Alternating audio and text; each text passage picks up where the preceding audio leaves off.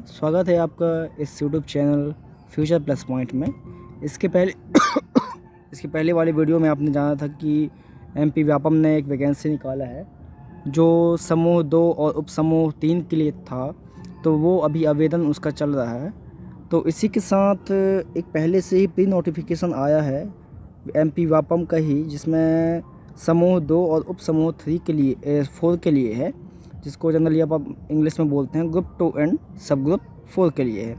तो उसमें सह संपरीक्षक एवं सह जनसंपर्क अधिकारी, सह नगर विशेषज्ञ, सह राजस्व अधिकारी, सह अग्निशमन अधिकारी एवं इक्विवेलेंट जॉब जो हैं, और उसके साथ ही उन्होंने पटवारी की भी वैकेंसी निकाली है। या आने अभी इसका आवेदन अभी आया नहीं है, 1 महीने बाद मतलब कि 5 जनवरी से इसका आवेदन स्टार्ट होगा और 24 जनवरी तक इसका आवेदन रहेगा, वो 2023 में है। तो इस वैकेंसी में आप इसका नोटिफिकेशन और इसका रूल बुक जो है वो देख सकते हैं, जो एक पीडीएफ फॉर्मेट में है। वो 100 से 120 पेज का है, तो आप पूरा ना पढ़ के कुछ कुछ पॉइंट्स को आप ध्यान में रख सकते हैं। तो अगर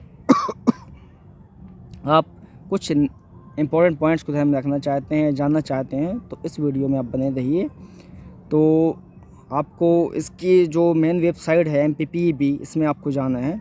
तो आप सिंपली, चाहे आप लैपटॉप यूज कर रहे हो, चाहे आप एंड्रॉयड यूज कर रहे हो, तो आपकी इसमें क्रोम ब्राउज़र को आप ओपन कर लीजिए। सिंपली क्रोम ब्राउज़र ओपन करने के बाद आपको सर्च बॉक्स में जाना है।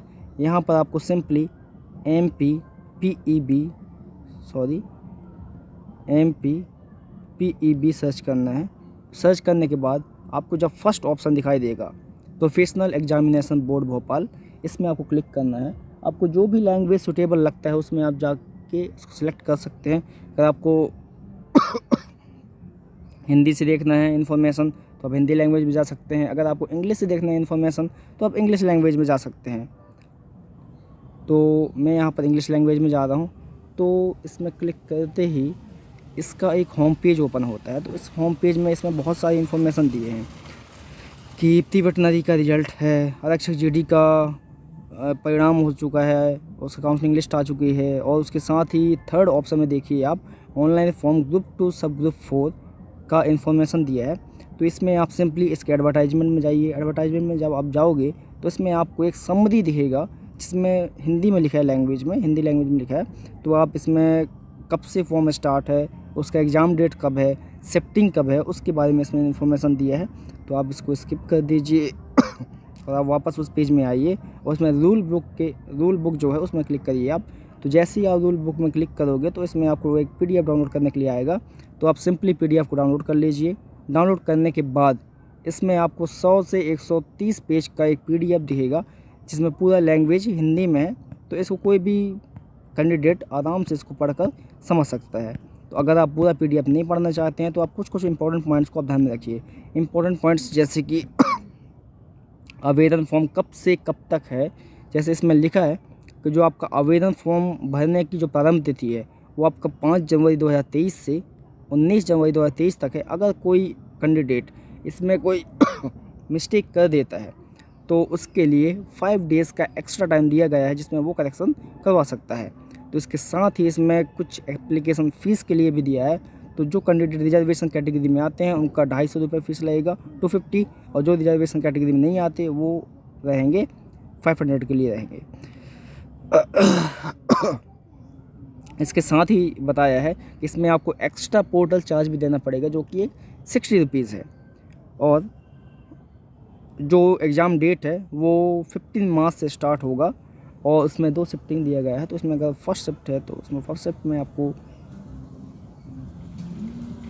7 to 8 आपकी रिपोर्टिंग टाइम रहेगी, और रिपोर्टिंग टाइम के साथ ही आपको 10 मिनट का टाइम दिया जाएगा, जिसमें आपको एक इम्पॉर्टेंट इंस्ट्रक्शन को आपको पढ़ना होगा।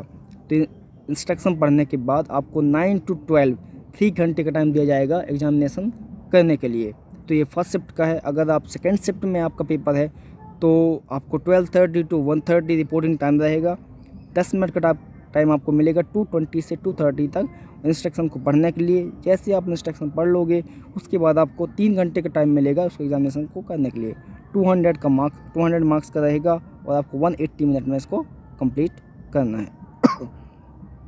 इसके साथ ही नीचे इसमें कंटेंट्स दिया है, तो इस कंटेंट्स को आप देखकर इसके इन्फॉर्मेशन को आप पेज वाइज इसको रीड कर सकते हैं। तो इसमें बहुत सारी इन्फॉर्मेशन दिए हैं। एज रिलैक्सेशन दिया है कि अगर आप रिजर्वेशन कैटेगरी में आते हैं तो आपको 5 ईयर का रिलैक्सेशन मिलेगा। अगर आप रिजर्वेशन कैटेगरी में नहीं आते तो सिंपली आपको 40 ईयर, मतलब कि आपको जो निर्धारित आयु है उसी में आपको फिल करना रहेगा। इसके अलावा भी बहुत सारी इन्फॉर्मेशन है जो दिए गए हैं डीपली, तो उसको आप ना ध्यान में रख के जो इम्पोर्टेंट पॉइंट्स है उसको आप ध्यान में रख सकते हैं।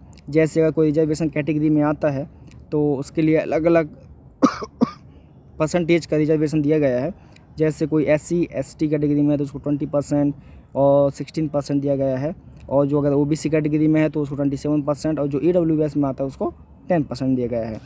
तो इसके साथ ही अगर कोई पर्सन विद डिजेबिलिटी है तो उसके लिए 1.5% एक्स्ट्रा दिया गया है।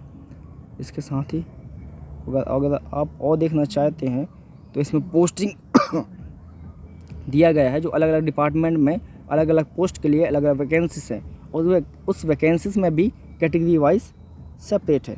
तो इसको आप ध्यान से देख सकते हैं। जैसे इसमें दिया है कि अनुवादक के लिए, सहायक ग्रंथपाल के लिए और सहायक संप्रेक्षक के लिए अलग अलग। देखो, हर वैकेंसी अपना अलग पोस्ट निकालता है डिपार्टमेंट के अकॉर्डिंग, और हर पोस्ट अपना एक अलग एजुकेशन क्वालिफिकेशन रखता है। तो आपको ये देखना है कि आपका जो एजुकेशन क्वालिफिकेशन है वो कौन से पोस्ट के साथ मैच करता है। तो आप इसको देख लीजिएगा। इसमें डिस्ट्रिक्ट वाइज पोस्ट दिए गए हैं, तो इसको आप ध्यान से पढ़ के आवेदन फॉर्म को भर लीजिएगा। तो इतने था इस वीडियो में। पसंद आया तो लाइक करिएगा, सब्सक्राइब करिएगा। Thank you very much.